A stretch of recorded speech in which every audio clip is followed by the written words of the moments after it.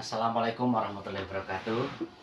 Selamat siang untuk semua petani di Indonesia. Kami ingin berbagi trik ataupun cara tanam yang sehat. Dalam arti kata itu sehat dari hama, perakaran yang nantinya akan menyerap semua dari unsur N, P, K dan lain sebagainya.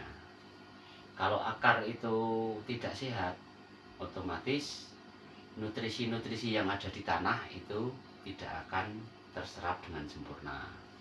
Percuma kita ngasih nutrisi yang banyak tapi tidak bisa terserap, itu sia-sia. Ini khususnya di dalam pertanian cabai kali ini, karena kami juga bermain di cabai juga. Selain alpukat, itu di sela-sela alpukat kami tanam cabai. Dan yang kami bagikan itu real, tidak ada yang akan kami tutup-tutupi kayak gitu. Terus terang, di sini dalam ilmu cabai itu memang rumit.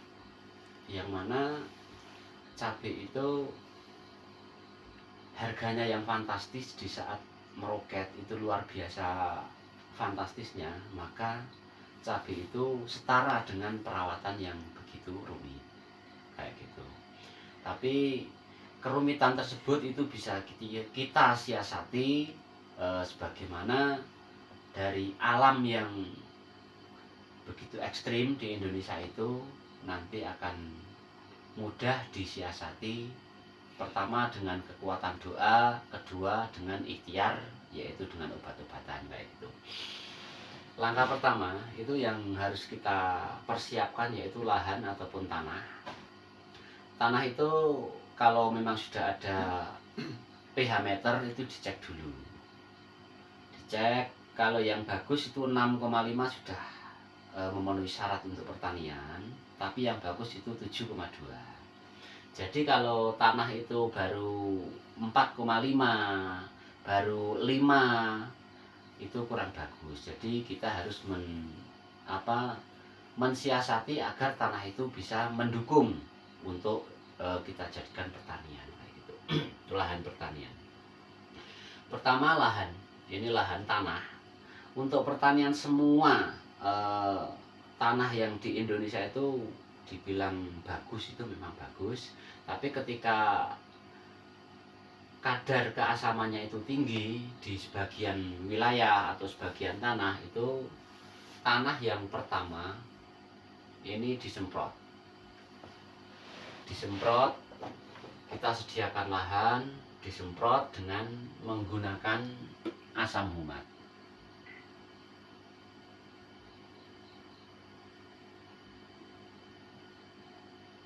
Asam humat campur dengan E4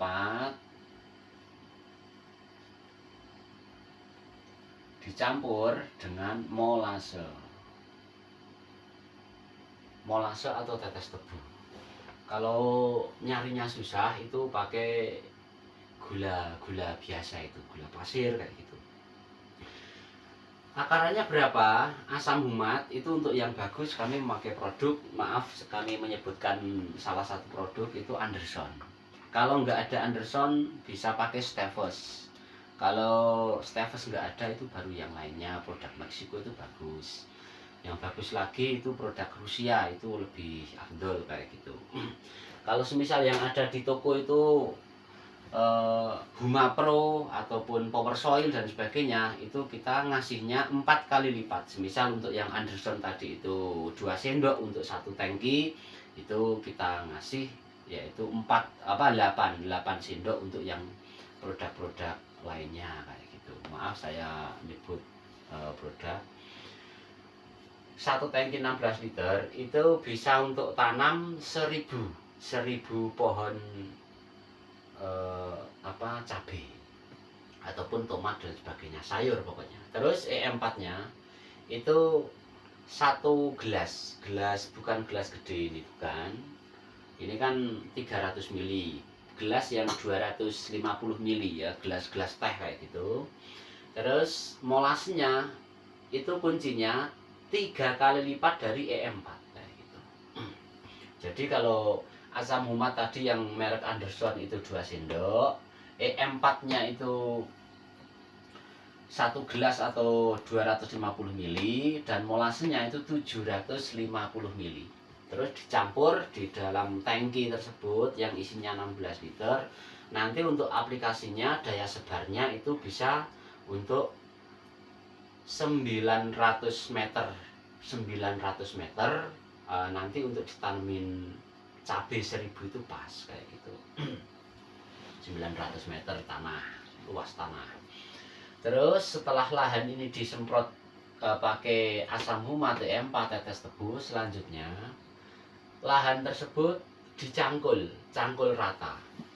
Dalam satu tanda kutip pertanyaan, berarti yang disemprot itu ada yang kena tanah, ada yang kena rumput kayak itu, udah nggak masalah. Nanti kan rumput juga tertimbun tanah. Dicangkul rata. Setelah dicangkul rata, ini ya, udah cangkul rata.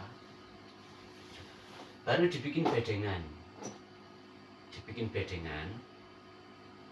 Tanah itu dibikin bedengan, tapi dengan bedengan itu jangan terlalu tinggi.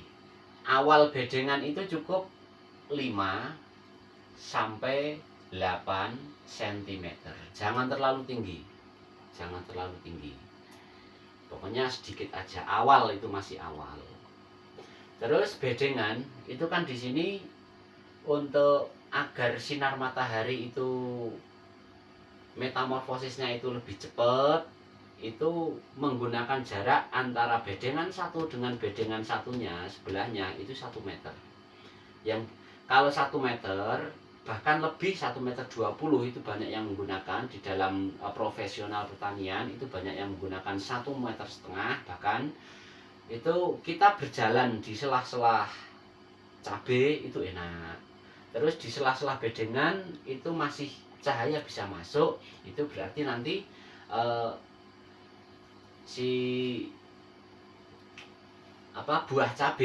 buah cabai itu nanti akan lebih berbobot kayak gitu karena terkena sinar matahari, tidak mudah rontok dan lain sebagainya. Itu banyak keunggulan antara bedengan dengan bedengan ini bedengan 1, ini bedengan 2, itu celahnya itu 1 meter itu minimal kayak gitu. Itu standar produk DGW kayak gitu. Produk selain DGW itu anjurannya kayak gitu. Terus lagi semprot setelah di bedeng tersebut itu semprot pakai asam humat. Ini asam humat lagi ya. Tadi kan sudah asam humat dipacul, terus semprot pakai asam humat dengan 1 tangki takaran 16 liter tadi itu 4 sendok kayak gitu. 4 sendok berarti kan sudah masuk 6 sendok.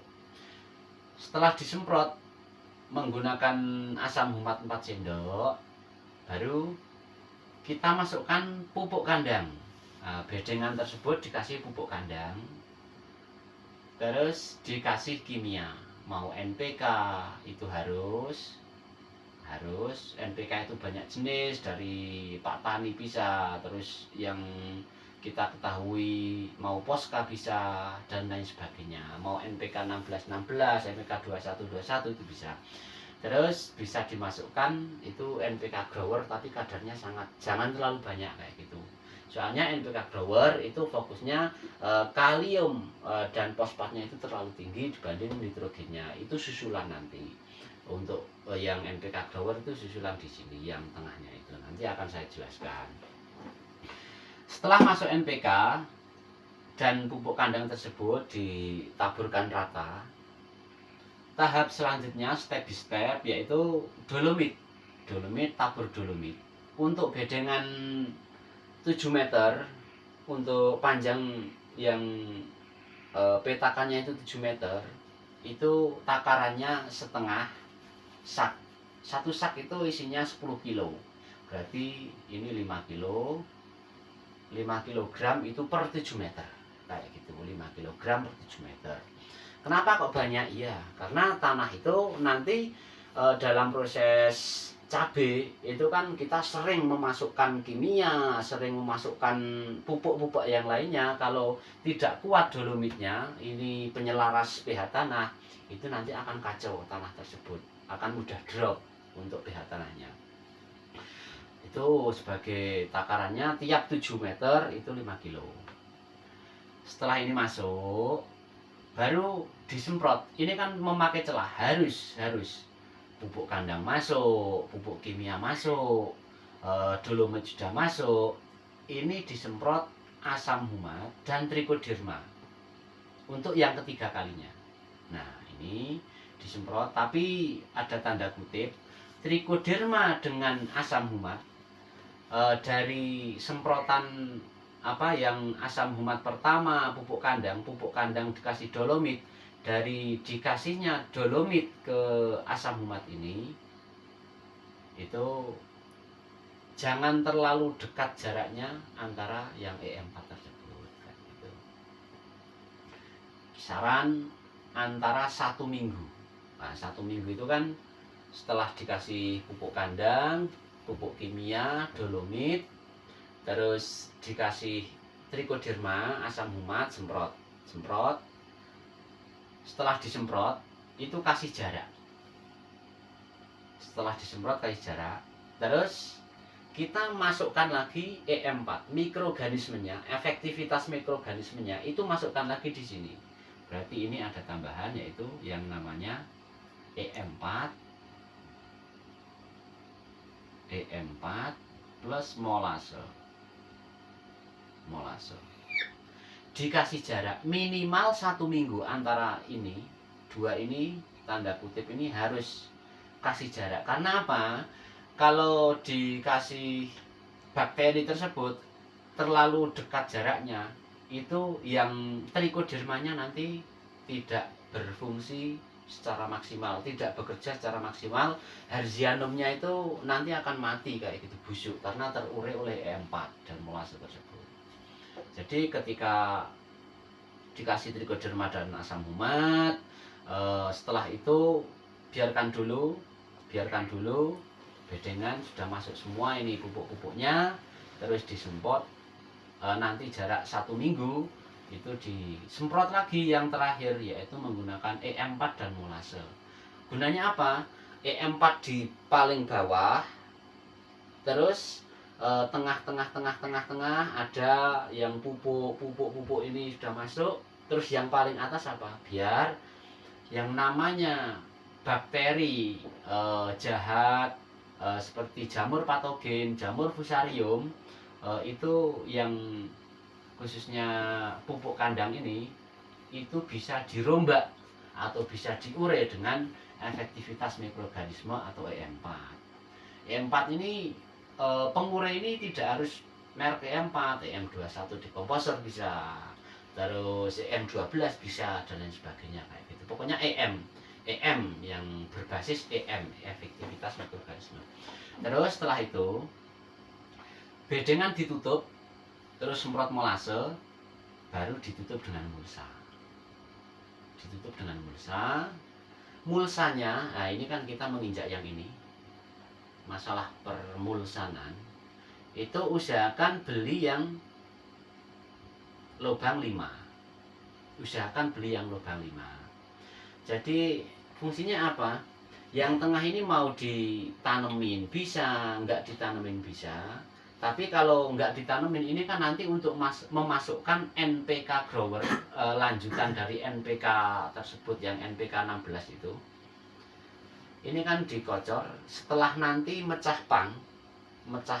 pangnya itu, rantingnya itu sudah mulai pecah kayak gitu. Nah, ini baru dimasukkan NPK grower, yang mana NPK grower itu kandungan fosfat dan kaliumnya tinggi dibanding nitrogennya. Itu sangat dibutuhkan nanti untuk bekal buahnya itu lebih bobot, buahnya lebih besar, terus tidak mudah rontok karena nitrogennya rendah kayak gitu. Ini sering-sering dikocor pakai E4, dikocor pakai NPK grower kayak gitu yang tengah-tengahnya. Kenapa kok nggak dikocorkan di sini? jangan sama sekali. Pohon yang sudah terkena residu kimia itu kambiumnya nanti akan kering. Jadi ibaratnya ini pohon, misal ini pohon, ini tanah, ini pohon, nanti ada gelangan di sini, ada gelangan yang mana gelangan itu akan mengering. Jadi untuk menyalurkan hasil dari penyerapan NPK ataupun nutrisi yang lainnya yang akan dibawa ke daun, akan diproses paginya ke daun, itu dia tersendat di sini, nggak lancar. Karena apa? Itu kering, kambiumnya itu kering. Untuk sekelas tomat, sekelas terong, sekelas cabai itu kering. Jadi kalau ngocor jangan di sini. Nah, tapi kok yang saya kocor di sini itu pada hidup Pak, kayak gitu, pada lancar Pak, pada panen Pak. Oke, saya jawab dengan oke gitu aja. Tapi dengan mengeringnya gelangan tersebut itu akan memperpendek umur, yang mana itu seharusnya bisa panen sampai 60 kali gitu, mungkin bisa panen cuman 20 kali ataupun 35 kali dia sudah kekeringan pohonnya, layu kayak gitu. Terus lagi kita akan membahas, barusan tercetus kata-kata layu. Kenapa kok pakai trichoderma? Fungsi dari trichoderma. Nah, trichoderma di sini ya. Mana tadi? Trichoderma dan asam umat. Nah ini. Pak, pohon saya itu setelah mecah tunas, umur 35 hari pecah tunas. Setelah mau panen, baru mau panen Pak, itu sudah pada layu, busuk akar ataupun busuk batang dan sebagainya, itu mendadak layu. Nah, layunya tersebut itu disebabkan karena akar itu busuknya akar itu dia terserang oleh jamur patogen atau jamur fusarium kayak gitu.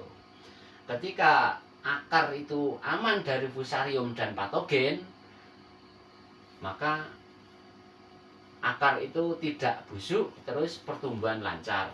Bagaimana agar akar itu tidak terserang? Maka kita tangkis dengan Harzianum ataupun bahan aktif Harzianum. Itu terdapat yang kita sebut dengan merek pasaran Trichoderma. Trichoderma itu ada macam-macam, ada yang 35% kandungannya, ada yang sampai 45% kandungannya, ada yang sampai 60% kandungannya Harzianum tersebut. Trichoderma itu cuman majmuknya aja, tapi kandungan yang di dalamnya Trichoderma itu Harzianum, yang mana bisa menangkal layu yang disebabkan dari fusarium atau patogen. Terus ini yang di tengah ini nanti untuk fokus beli yang jaraknya itu jangan terlalu dekat. Kalau kita bolongin sendiri mulsa itu jangan 50 cm, usahakan minimal itu 60 cm dari jarak A ke B, itu 60 cm. Jangan yang kita ini saya pengen yang muatan banyak, lebih banyak muatan ini lubang ini, dia akan mempersempit wilayah untuk mendapatkan sinar matahari. Dengan berkurangnya, dengan minimnya sinar matahari itu bisa masuk ke celah-celah ranting-rantingnya di dalam, itu akan memperbesar kemungkinan rontok pada buah. Terus pohon itu akan dari ruas satu ke ruas berikutnya itu akan lebih panjang. Berarti ketika ruas itu lebih panjang, maka kesempatan pohon itu berbuah itu akan cenderung lebih sedikit, karena buah itu hanya terdapat pada pecahnya ruas tersebut kayak gitu. Ketika percabangan pecah, ada di situ timbul bunga, muncul bunga terus kayak gitu. Jadi usahakan pecah tunas itu lebih pendek, itu lebih bagus kalau untuk cabai kayak gitu. Ketika jarak aman 60 cm, ini kan jarak 60 cm, kesininya juga 60 cm, itu sudah standar. Tengah jangan ditanemin, itu sudah sangat bagus. Nanti untuk susulan NPK grower tiap minggunya, itu NPK grower ketika sudah muncul bunga, terus nanti bisa disemprot NPK yang lainnya, mau yang merek NPK kandungan 2121, bisa NPK grower, bisa tinggal kita itu mensiasati, oh ini pohon kurang hijau, oh berarti NPK. Terus NPK Jaramila, NPK 1616 bisa. Oh ini buahnya kurang bobot, berarti NPK grower. Oh ini bunganya kurang lebat, itu pakai NPK grower yang di tengah sini, yang di tengah sini. Terus ini Pak, timbul pertanyaan yang di sini. Ketika habis tanam, nunggu sampai ke tengah-tengah sini, akar kan lama. Nah, biar akar itu tidak lama dalam proses pemecahan sel dari akar tersebut, maka habis tanam semisal hari Selasa Pahing kayak gitu ya, orang Jawa Selasa Pahing itu kan hari ke-12, cocok untuk tanam ya buah-buahan ataupun semua penghasil yang semua tanaman yang menghasilkan di atas itu di hari ke-12 itu biasanya orang Jawa menggunakan itu. Nanti ketika semisal Selasa Pahing ataupun apalah itu yang pada percaya kayak gitu-gituan, kalau saya mah wajar-wajar aja, pokoknya tanam gitu aja. Kalau dikocor pakai auksin di sini kocor pakai auksin, itu nanti pecahnya sel akar itu akan 3 kali lebih cepat dibanding yang tidak dikocor. Jadi ini jarak kisaran dari yang pojok-pojok ini menuju ke tengah itu kisaran 30 cm nanti. Ini 30 cm untuk meraih NPK di sini kan 35 cm. Itu dia akan sampai 30 cm itu kisaran 15 hari. Itu sudah nyampe kalau dikocor dengan auksin. Itu maka dia akan lebih cepat menyerap. Kalau nggak dikocor pakai auksin, itu mungkin 21 hari, bahkan 30 hari itu dia baru bisa makan NPK untuk simpanan cadangan yang di sini. Dia kurang cepat untuk penyerapannya. Pak, saya susah beli auksin. Auksin itu apa? Terus belinya di mana? Kalau memang susah ngocor pakai auksin, cukup kita pakai lidah buaya yang dihaluskan, itu kandungan auksin ada. Terus bawang merah itu kandungan auksin ada. Nanti dicampur dengan air, itu takarannya untuk 1,5 on itu 1 ember 12 liter. Nanti untuk pengocoran bisa sampai 100 kayak gitu, 100 lubang.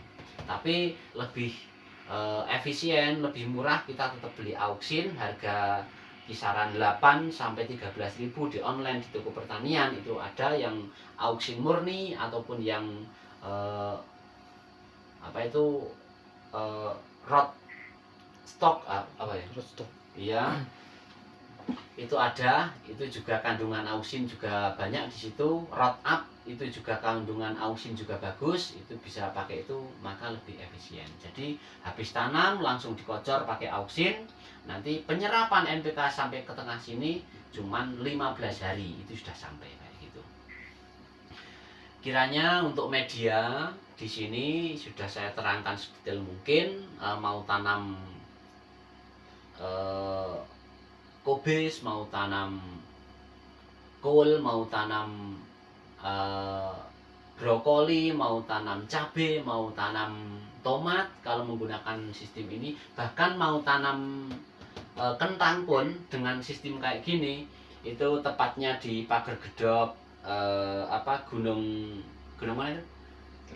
Gunung Telomoyo, itu sudah sangat bagus. Yang tadinya itu 2 kali musim panen gagal, menggunakan treatment kayak gini itu sudah berhasil.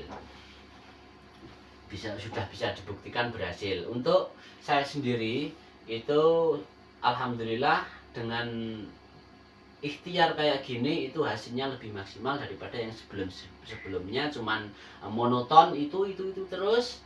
eh, ini proses ini lebih berhasil. Kami sedikit menyinggung sebelum kami next time untuk menjelaskan soal asam humat. Asam humat itu apa? Untuk penjelasannya, asam humat itu untuk menyelaraskan pH tanah.